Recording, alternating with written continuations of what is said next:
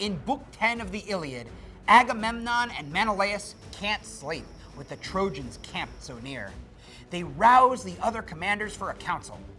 Nestor proposes someone use the remaining darkness to learn the Trojans' plans. Diomedes quickly volunteers, and Odysseus goes with him. Outfitted with armor and weapons and backed by the goddess Athena, they sneak toward the Trojan camp. Meanwhile, in the Trojan camp, Hector has a similar idea and calls for a volunteer. Dolan says he will go scout Agamemnon's ship. Sadly, he has no chance. Diomedes and Odysseus see him coming and capture him. Dolan tells them of a group of Thracian allies on the edge of the Trojan camp.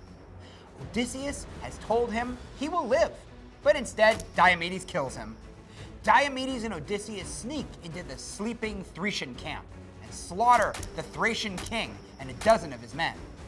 Before the god Apollo can wake some opposition, they drive off in the king's chariot with his team of magnificent white horses.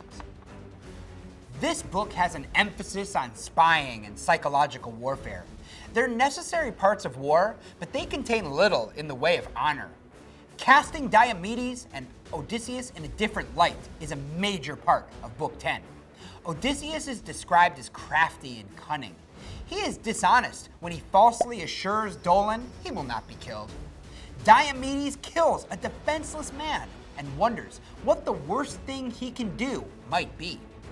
The loss of a small number of fighters and one chariot will not weaken the Trojan army.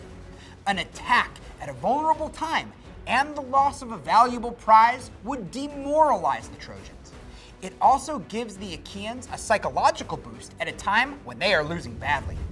The thematic, narrative, and linguistic differences provide an exciting interlude from the chaos of battle. It's a bit of a change in the tide of war for the Achaeans, who are currently suffering crushing losses.